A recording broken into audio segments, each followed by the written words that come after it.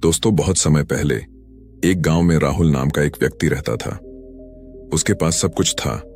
एक छोटा लेकिन सुंदर घर, प्यार करने वाली पत्नी, माता पिता का आशीर्वाद और एक स्थिर काम।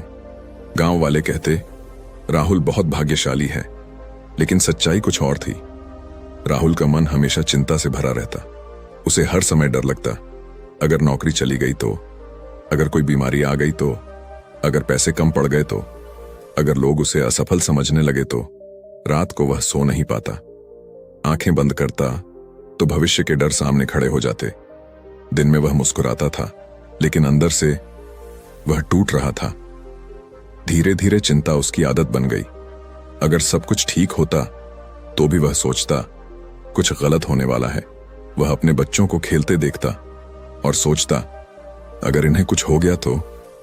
पत्नी हंसती और वह सोचता अगर यह खुशी छिन गई तो। उसे समझ नहीं आ रहा था समस्या जीवन में है या उसके मन में।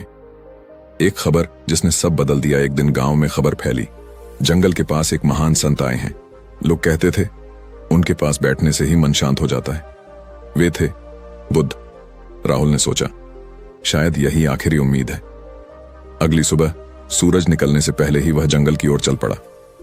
पहली मुलाकात, जंगल के बीच एक बड़े वृक्ष के नीचे बुद्ध शांत बैठे थे, आंखें बंद, चेहरे पर गहरी शांति। राहुल उनके पास गया और बोला, भगवान, मेरे जीवन में कोई बड़ी समस्या नहीं है, लेकिन मेरा मन हमेशा डर और चिंता से भरा रहता है। मैं क्या करूं? बुद्ध ने धीरे से पूछा। राहुल, तुम्हारी चिंता किस बारे में है? जो बीत चुका है या जो अभी हुआ ही नहीं? राहुल ने सोचा और पहली बार उसे एहसास हुआ वह वर्तमान में जी ही नहीं रहा था। बुद्ध ने पास रखे पानी में मिट्टी डाल दी। पानी गंदा हो गया। उन्होंने कहा, इसे साफ करो। राहुल बोला, अभी संभव नहीं। बुद्ध कुछ देर चुप रहे। धीरे धीरे मिट्टी नीचे बैठ गई और पानी साफ हो गया। बुद्ध बोले, मन को शांत करने की कोशिश मत करो, उसे समय दो, विचार अपने आप बैठ जाते हैं।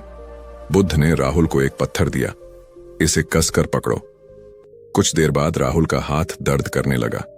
बुद्ध बोले, अब छोड़ दो। जैसे ही उसने छोड़ा, उसे राहत मिली। बुद्ध ने कहा, चिंता इसलिए होती है क्योंकि तुम हर चीज को पकड़कर रखना चाहते हो। बुद्ध बोले, तुम सोचते हो कि तुम सब कुछ नियंत्रित कर सकते हो, लेकिन सच यह है भविष्य तुम्हारे नियंत्रण में नहीं, लोगों की सोच तुम्हारे नियंत्रण में नहीं, परिस्थितियां तुम्हारे नियंत्रण में नहीं। केवल एक चीज तुम्हारे नियंत्रण में है, तुम्हारा कर्म। बुद्ध ने राहुल को 3 अभ्यास दिए। 1, हर दिन 10 मिनट सांस पर ध्यान। दिन में कई बार खुद से पूछो, मैं अभी कहां हूं? 3, जो है उसके लिए कृतज्ञता। उन्होंने कहा, वर्तमान में जीना ही शांति है। कुछ महीनों बाद राहुल के काम में नुकसान हुआ। पहले होता तो वह घबरा जाता, लेकिन इस बार उसने गहरी सांस ली, स्थिति स्वीकार की, शांत मन से समाधान ढूंढा और पहली बार वह चिंता के बिना समस्या का सामना कर पाया।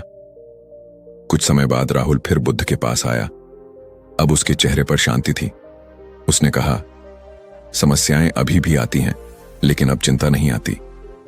बुद्ध मुस्कुराए और बोले, जिसने वर्तमान को समझ लिया उसने जीवन को समझ लिया। चिंता तब खत्म होती है जब आप भविष्य को छोड़ते हैं, वर्तमान में जीते हैं, परिणाम नहीं कर्म पर ध्यान देते हैं और जीवन को नियंत्रित करने की कोशिश बंद कर देते हैं। शांति बाहर नहीं, आपके भीतर है। बुद्ध से मिलने के बाद राहुल अपने गांव लौट आया। पहले दिन ही उसने बुद्ध की बातों को अपनाना शुरू किया। सुबह सूरज निकलने से पहले वह बाहर बैठा, आंखें बंद की और केवल अपनी सांस पर ध्यान दिया। शुरू में मन भागता रहा, काम की चिंता, पैसों की चिंता, भविष्य की चिंता, लेकिन उसने हार नहीं मानी। कुछ दिनों बाद उसे महसूस हुआ मन पहले से थोड़ा शांत है। लोगों की सोच का डर राहुल की एक बड़ी समस्या थी। लोग क्या सोचेंगे? एक दिन उसने बुद्ध की बात याद की, दूसरों की सोच को नियंत्रित करना असंभव है। उस दिन से उसने एक नियम बनाया, मैं सही काम करूंगा, लोगों की राय को दिल पर नहीं लूंगा। धीरे धीरे उसका आत्मविश्वास बढ़ने लगा। तुलना का जाल गांव में कुछ लोग उससे ज्यादा अमीर थे। पहले वह सोचता, मेरे पास कम क्यों है, लेकिन अब उसने कृतज्ञता का अभ्यास शुरू किया। हर रात वह 3 चीजें लिखता। आज मुझे क्या मिला, किस बात के लिए आभारी हूं, आज क्या अच्छा हुआ। कुछ ही हफ्तों में उसकी सोच बदलने लगी। उसे एहसास हुआ, सुख तुलना में नहीं, कृतज्ञता में है। असली परीक्षा एक दिन अचानक उसके पिता बीमार पड़ गए।